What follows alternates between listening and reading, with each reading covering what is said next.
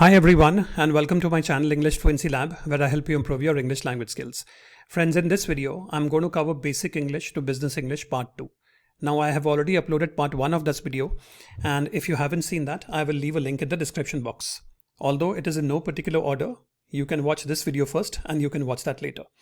Now friends, in that video, in Part 1, I had covered phrases 1 to 18. In this video, I'm going to cover phrases 19 to 32. Alright, the format continues to remain the same. Let's start with number 19. Basic phrase, we can't do that. Right? Sounds really abrupt. So what could be a good alternative? That may not be feasible. Can we consider an alternative approach? That may not be feasible. You have said the same thing in a slightly better manner. Can we consider an alternative approach?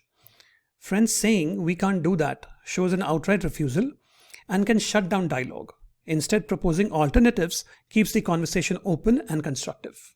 So that's number 19. Let's move on to number 20. You didn't tell me. You didn't tell me.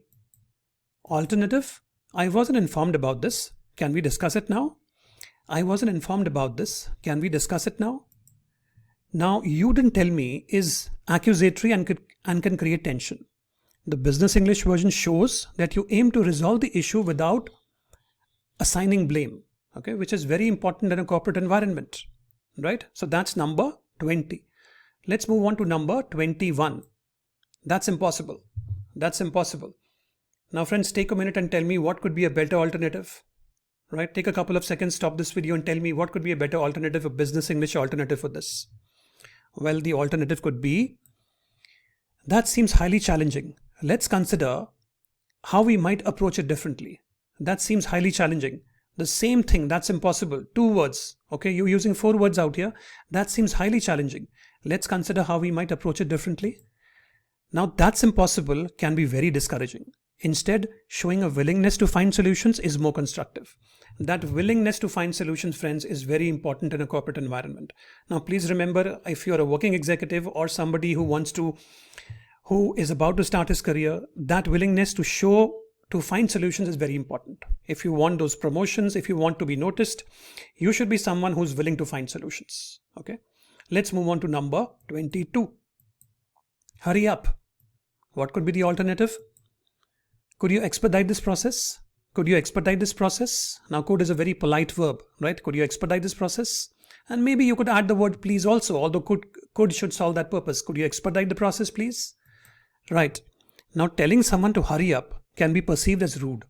The Business English alternative is more polite and maintains professionalism. Right? Very important. Let's move on to number 23. Stop bothering me. Stop bothering me. Sounds very rude, right? Now friends, take a few seconds, pause this video and tell me what could be a Business English alternative out here. I want you to start thinking as we go along in this video. Tell me an alternative. Okay? Pause the video if you want to. Now let's look at the Business English alternative. Could you please address this later? Could you please address this later? Friends, saying stop bothering me is dismissive and rude. Instead, asking someone to address this matter later is more respectful and maintains a positive tone rather than a negative tone. Right? Stop bothering me has a very negative tone to it. Could you please address this later? It has a very positive tone to it, although you are conveying the same message. Right? So that's very important.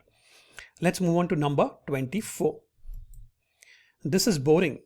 This is boring. Business English alternative. This could be more engaging. Can we make some adjustments? This could be more engaging. Can we make some adjustments?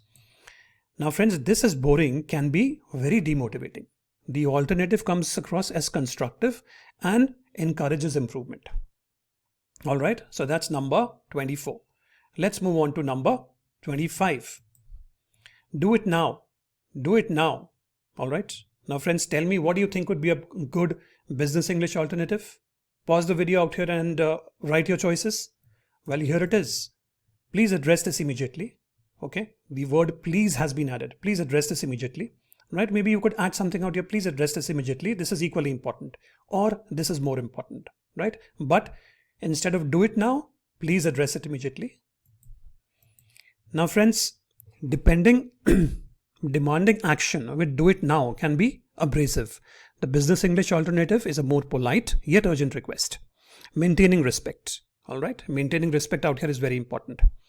Let's move on to number 26. I made a mistake. I made a mistake. Now this is not a bad statement. This is not a bad phrase. You're admitting your mistake, right? But is there something better? Let's look at it. I need to correct an error. Let's address it together. I need to correct an error.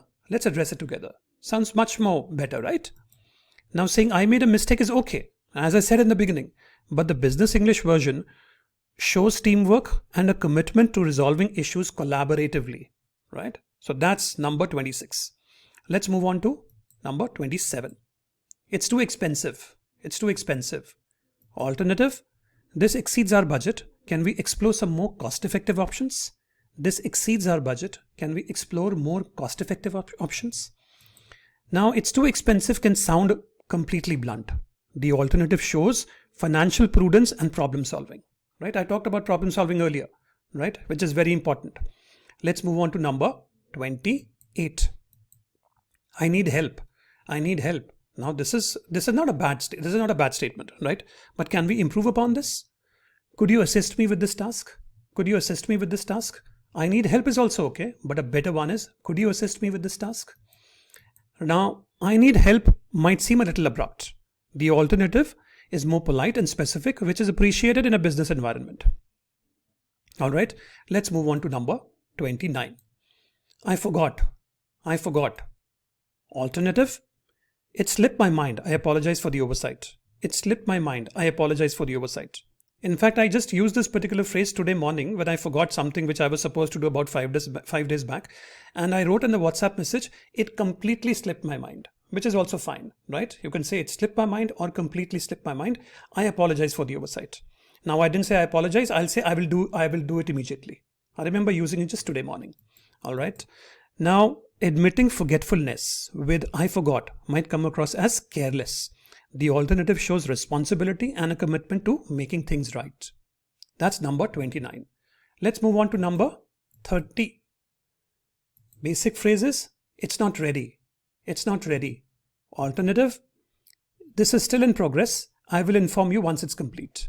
This is still in progress. I will inform you once it's complete. It's not ready can sound unprepared. The alternative shows that you are actively working on something and managing someone else's expectations, right? That's very important, managing someone else's expectations. So that's number 30. Let's move on to 31. I can't make it. In other words, you're saying I can't come, right? Sounds a little abrupt. What could be a good alternative? I won't be able to attend. Can we reschedule? I won't be able to attend. Can we reschedule? The alternative phrase not only communicates your unavailability, but also demonstrates a proactive approach to finding a solution, which is appreciated in professional settings, right? So that's number 31, friends. Let's look at the last one, which is number 32. That's great. That's great, right?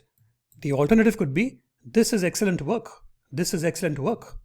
Now, while that's great is positive, saying this is excellent work is more specific and gives clearer recognition of effort and achievement, which can be more motivating in a business environment. All right. So instead of saying that's great, you could say this is excellent work, right? Of course, your pitch should go up at excellent. This is excellent work. So friends, if you have liked this video, please give me a like. And if you want me to make more videos of these type, please do let me know in the comment.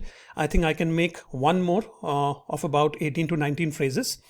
And please share this with your friends and family members and with anybody who you think can learn from this. And please do press the bell, friends, because I keep coming up with videos like these to help you improve your English language skills. Thank you and have a wonderful day.